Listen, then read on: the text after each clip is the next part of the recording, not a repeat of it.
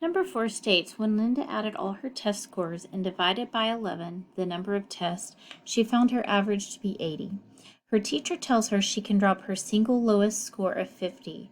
What is her new average? So in this particular problem, you need to have some knowledge of how an average is calculated, also known as a mean. The way that it's calculated is all of the exams are added together and then divided by the number of exams, which is 11 in this case. What's going to happen here is she's going to get to drop her lowest score, and that will now be an average of 10 exams rather than 11 exams.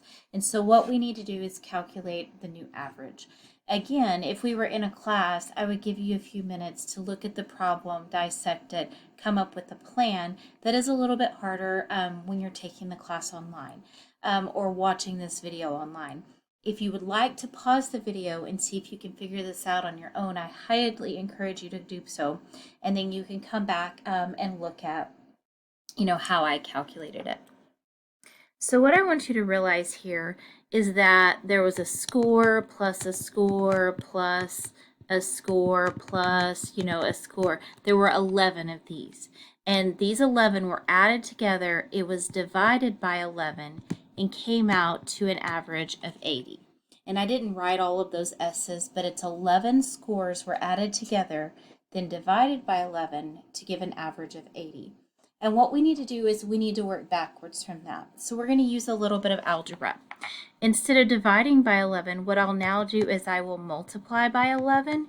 And what that will then tell me is what all of these scores added to. And so the total points or the total scores all added together.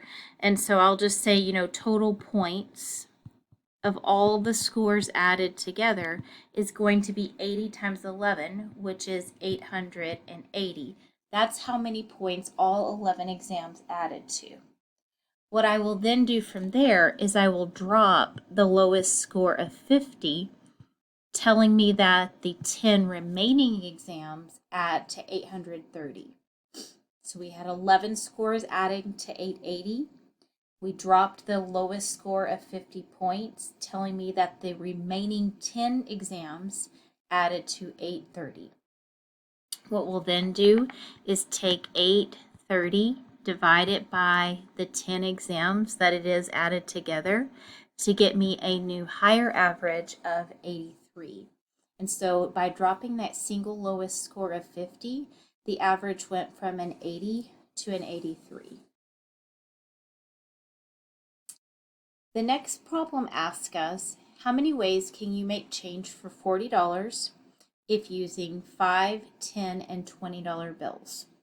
How many ways can you make change for $40 using $5, $10, and $20 bills? So definitely on this one, everyone can figure this one out. It's just we're adding money together to total to $40 using $5, $10, and $20 bills. So you could pause the video if you'd like and try to see how many ways you can come up with. Once you have that done, you can come back to the video. Now, when we're doing problem solving, there's a lot of different approaches, and that's all listed on the front page. We even did some further research on different ways you can approach problem solving. On a problem like this particularly, I really like to make a list. And I like to be strategic about it, definitely using a problem-solving strategy here to make sure that I don't miss any of the combinations. Because in a problem like this, there's going to be definitely multiple answers. And the hardest part on a problem like this is making sure you don't miss one of those. So in order to make sure we don't miss that, what I'm going to do is I'm going to make a table of $5 bills, $10 bills, and $20 bills. And strategically, I'm going to approach this by starting with the highest number of 5s I could use and going down from there, then the highest number of 10s, then the highest number of 20s in order to make sure that I don't miss one of the ways that this can work. So to make $40 out of $5 bills, I could use 8 5s with no 10s and no 20s. That's one way to make $40 out of 5s only. And from there, I'm going to decrease my number of 5s strategically in order to make sure I don't miss one of the combinations. Now, 7 $5 bills would be $35, and that doesn't work with a 10 or a 20 to total 40. So I'm going to next go to 6 5s, which is $30. I need 10 more dollars, so that's going to be with 110 and no 20s. Continuing the downward trend, let's say I go to 5 $5 bills. 5 $5 bills would be $25. That doesn't work in combination with a 10 or a 20 to give me $40. So I'm going to have to go on down to 4. 4 5s is $20, and I need the 20 remaining dollars. I could do 2 10s and no 20s, but I could also do 4 5s to get 20 with no 10s and 120.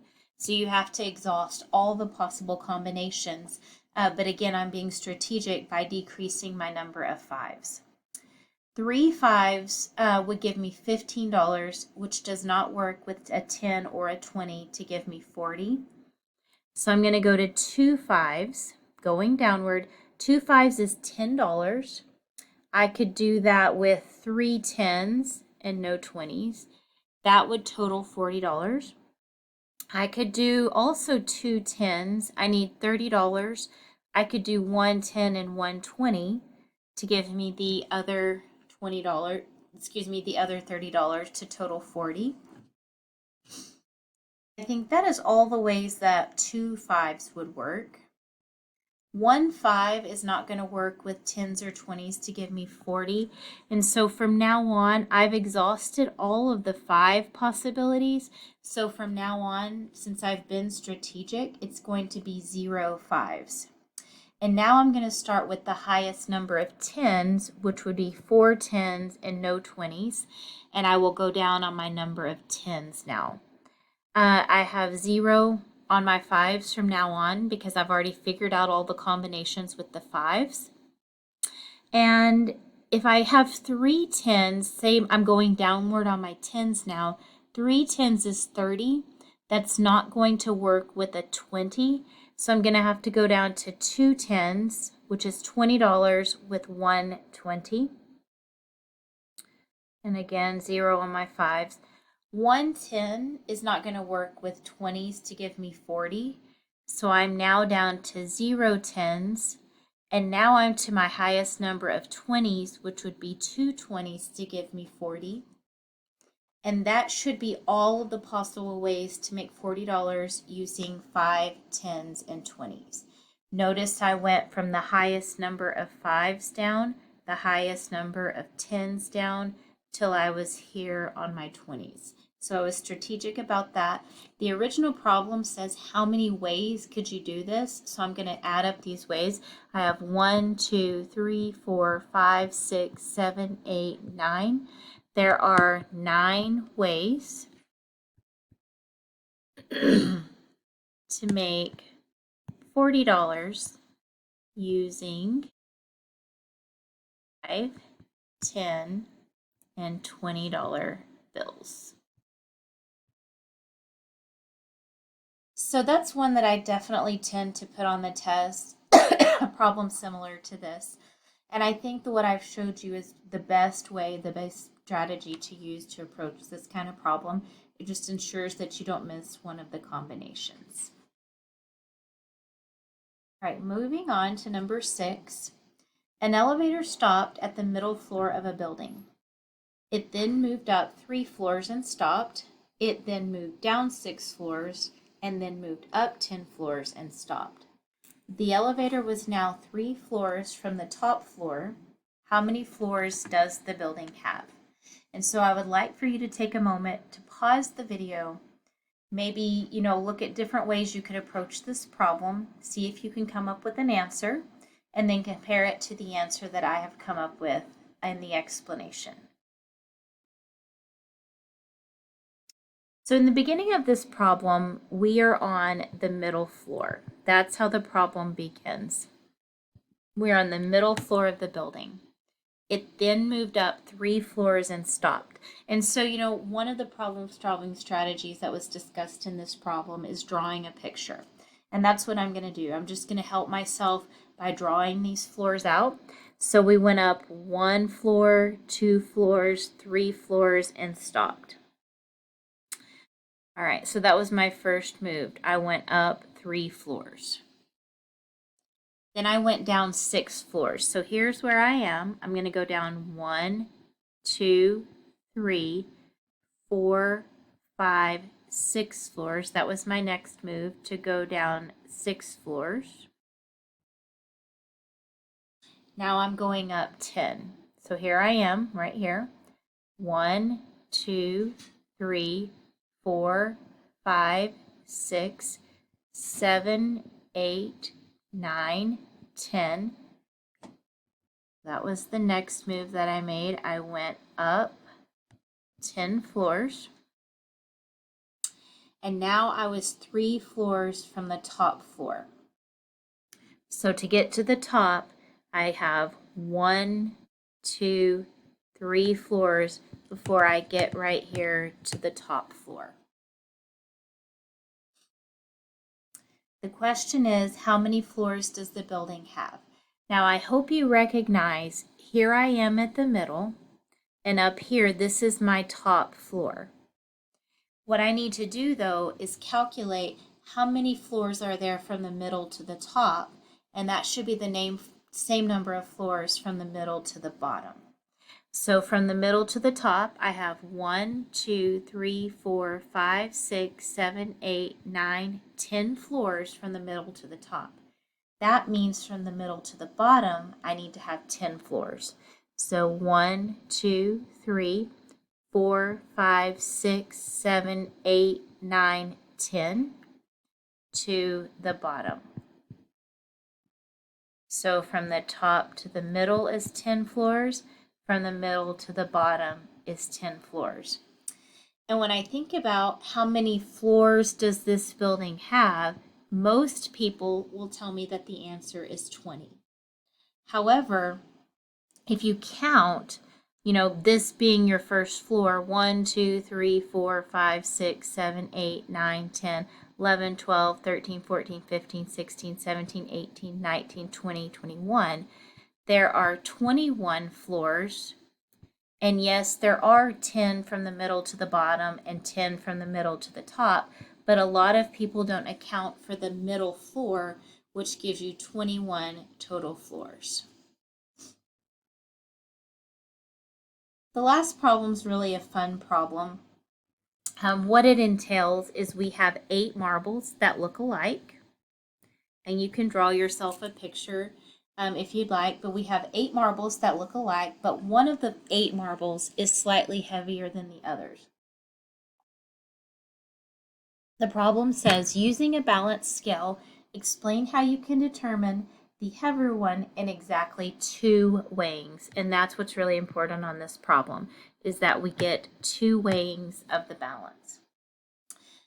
This one's a really fun one to do in class, to hear everybody's different suggestions and so forth. And I would, again, like for you to pause the video and try to see if you can figure this out using some problem-solving skills, and then you can come back.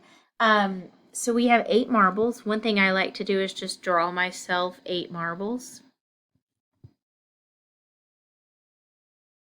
And what I have is, out of these 8 that should look alike, my drawings are not going to be perfect, one of the 8 is a little bit heavier than the other 7.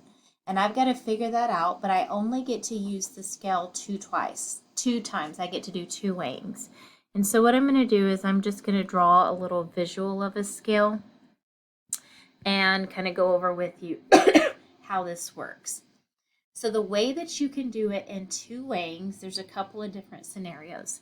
What you can do is you can do 1, 2, 3, 1, 2, 3, and then you have 2 marbles remaining to total the 8. Let's say, for example, that when we do this, this right here is balanced. If you do 3 and 3 and have 2 off and it is balanced, if it is balanced, you know that one of these two marbles is the one that's heavier. So you use your scale a second time, taking these two marbles, putting one here. The side that is lower then would be the heavier marble. So this, in this case, this particular one would be the marble that's heavier. And the way that I did that one more time is I took my 8 marbles in the beginning, I did 3 and 3 and left 2 off. If the scale is balanced, then you know the heavier one is out of these two.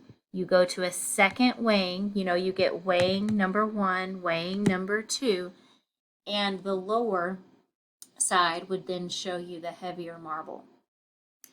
Let's say that's not what happened though. Let's say in the very beginning, we did 1, 2, 3, 1, 2, 3, 1, 2. And let's say now this is unbalanced.